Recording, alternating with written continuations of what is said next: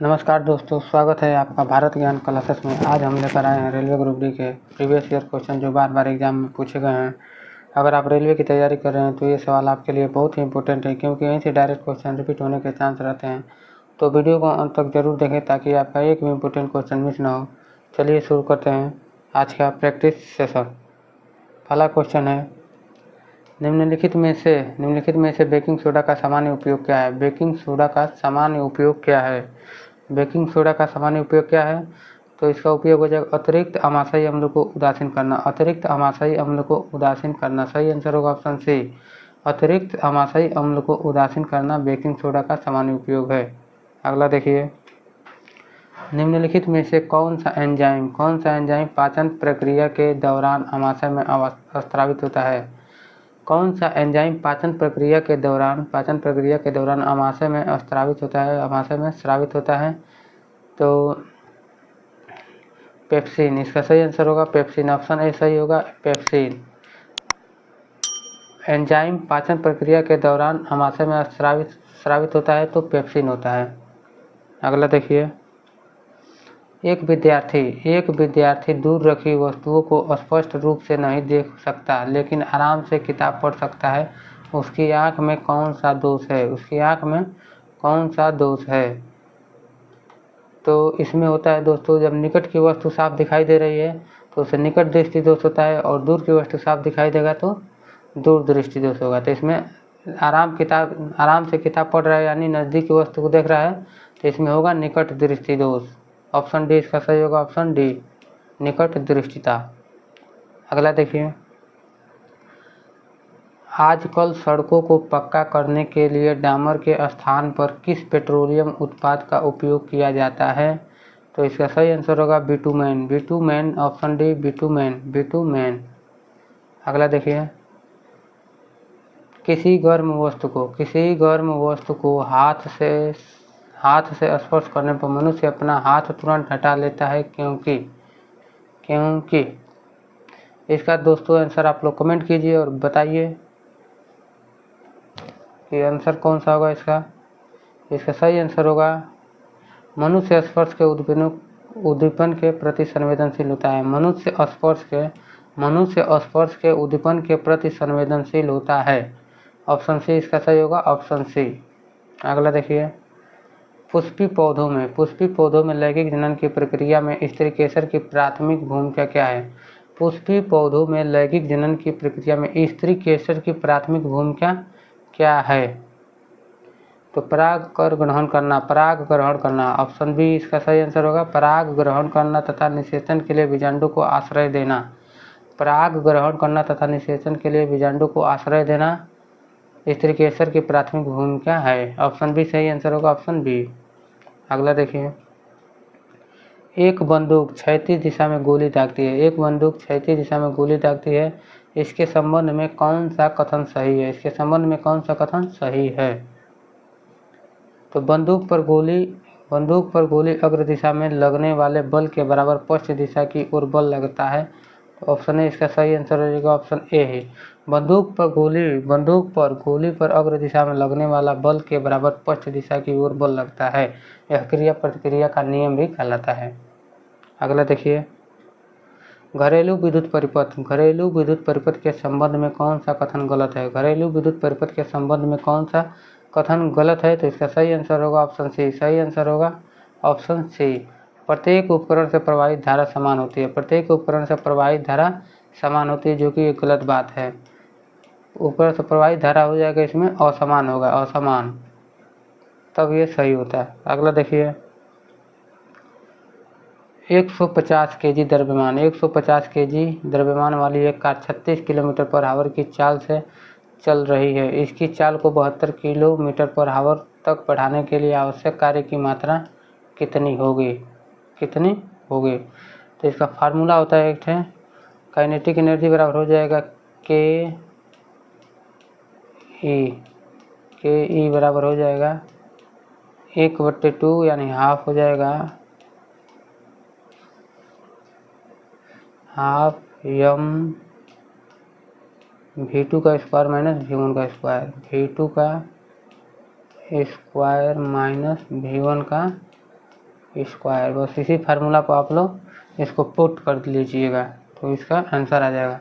पहले हम लोग किलोमीटर को हम लोग पहले मीटर पर सेकंड में चेंज करेंगे तो 36 किलोमीटर को चेंज करिएगा तो 36 गुणे 5/18 से गुणा कर दीजिएगा तो मीटर पर सेकंड में आ जाएगा। तो 18 से 2 बार में कटेगा 36, 18 दूना 36 और 2 का 5 में गुणा कीजिए तो 10 हो जाएगा। ठीक, V1 का आगे मान लीजिए ये। ठीक, V1 हो गया ये।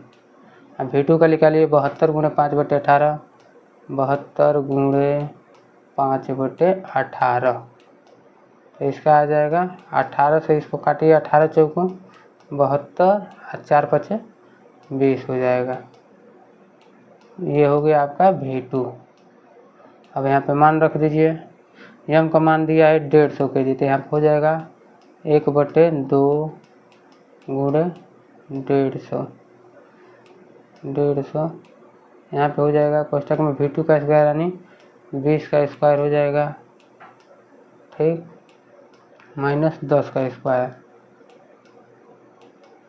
तो इस यहाँ पर हो जाएगा 1/2 गुणे 150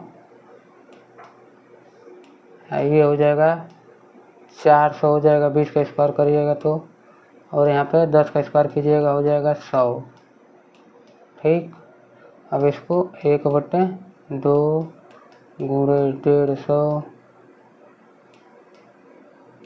400 में से 100 निकल जाएगा तो कितना हो जाएगा 300। अब 2 से काट दीजिए 300 को तो ये भी हो जाएगा 150। 150 का गुना 150 में कीजिएगा तो 15 का स्क्वायर कीजिएगा तो 225 हो जाएगा। 225 और 2 थे 0 जूल, 22,500 जूल। तो इसका ऑप्शन डी सही हो जाएगा। Option D 22,500 joule. अगला देखिए, अधिकांश कार्बनिक यौगिकों में किस प्रकार का आबंधन पाया जाता है। अधिकांश कार्बनिक यौगिक में पूछ रहा है, कार्बनिक यौगिकों में किस प्रकार का आबंधन पाया जाता है तो सहसंयोजक। ऑप्शन बी इसका सही होगा, सहसंयोजक।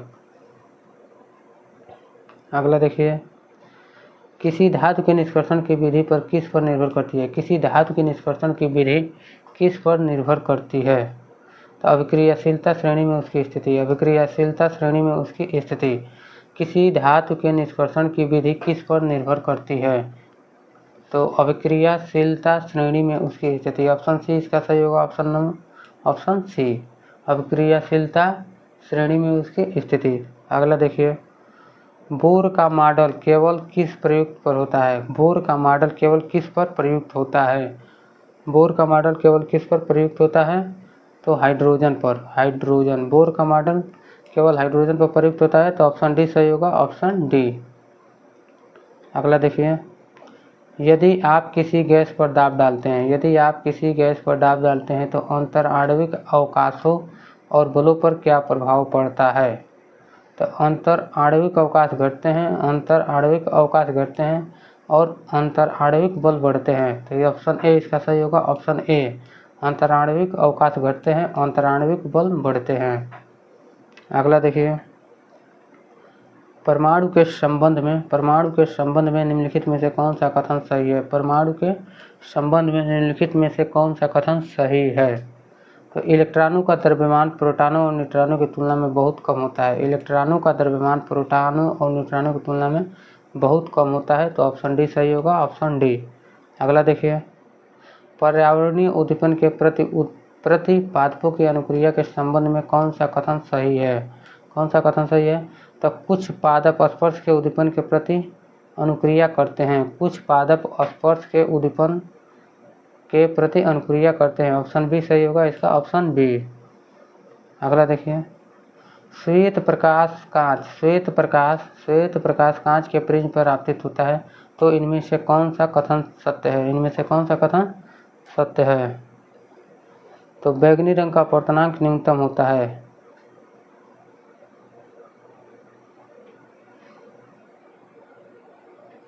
बैंगनी रंग का अपवर्तनांक न्यूनतम होता है। ऑप्शन सी इसका सही होगा। बैंगनी रंग का अपवर्तनांक न्यूनतम होता है। अगला देखिए, अनुदैर्ध्य तरंग में क्या होता है। अनुदैर्ध्य तरंग में क्या होता है, तो अनुदैर्ध्य तरंग में होता है। कण अपनी विराम स्थिति के इधर उधर आगे पीछे दोलन करते हैं। कण अपनी विराम स्थिति के इधर उधर आगे पीछे दोलन करते हैं अनुदैर्ध्य तरंग में। ऑप्शन डी सही होगा, ऑप्शन डी। अगला देखिए, कौन सी अधातु धातुओं की तरह द्विमितीय चमक प्रदर्शित करती है। कौन सी अधातु धातुओं की तरह चमक प्रदर्शित करती है, तो इसका हो जाएगा आंसर आयोडीन। आयोडीन अधातु है जो धातुओं की तरह चमक प्रदर्शित करती है। ऑप्शन बी इसका सही होगा, ऑप्शन बी। अगला देखिए, मादा जनन तंत्र के किस भाग में अंड शुक्राणु द्वारा निषेचित होता है। मादा जनन तंत्र के किस भाग में अंड शुक्राणु द्वारा निषेचित होता है, तो डिम्बवाहिनी नली यानी फ्लोबियन ट्यूब। डिम्बवाहिनी नली यानी फ्लोबियन ट्यूब। ऑप्शन बी इसका सही होगा, ऑप्शन बी। अगला देखिए, एक ब्लॉक 0.25 मीटर स्क्वायर क्षेत्रफल वाले पृष्ठ पर 500 न्यूटन का प्रतिरोध लगता है। ब्लॉक द्वारा लगाया गया दाब कितना है। ब्लॉक द्वारा लगाया गया दाब कितना है, तो दाब का फार्मूला होता है P बराबर हो जाएगा आपका P बराबर F/A यानी फोर्स का एरिया। फोर्स दिया है आपका 500 न्यूटन, ये हो जाएगा 500। एरिया दिया है 0.25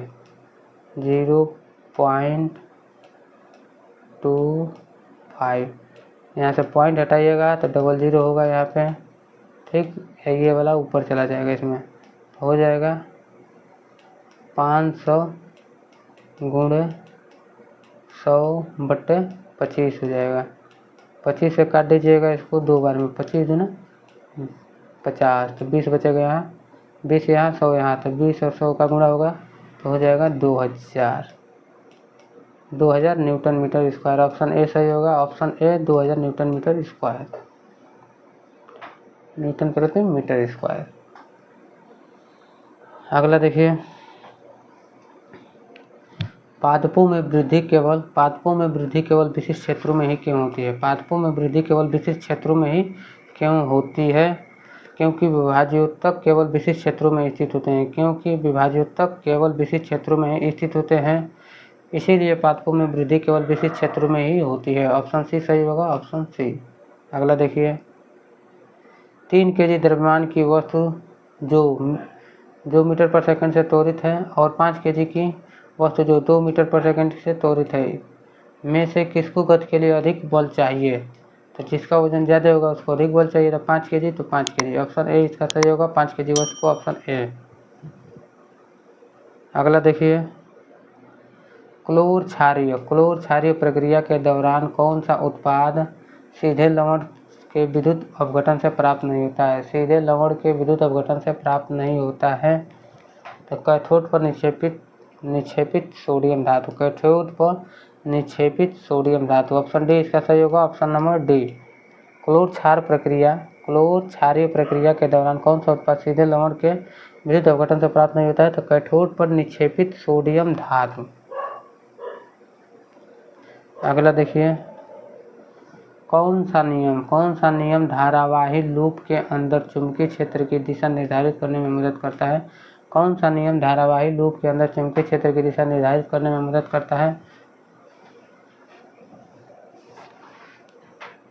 तो इसका हो जाएगा ऑप्शन इसका सही होगा, ऑप्शन सी, दाहिने हाथ के अंगूठे का नियम। दाहिने हाथ के अंगूठे का नियम हो जाएगा। तो दोस्तों, आज हमने रेलवे ग्रुप डी के इम्पोर्टेंट प्रीवियस ईयर क्वेश्चन देखे। अगर आपको ये क्वेश्चन यूजफुल लगे हो तो वीडियो को लाइक ज़रूर करें, और ऐसे ही रोज़ प्रैक्टिस करने के लिए हमारे चैनल भारत ज्ञान क्लासेस को सब्सक्राइब करें और बेल आइकन दबाना न भूलें, ताकि हर नए PYQ वीडियो आपको सबसे पहले मिले। नीचे कमेंट करके बताएं आज आपने कितना सवाल सही किए। धन्यवाद। मिलते हैं अगले वीडियो में एक और धमाकेदार वीडियो के साथ।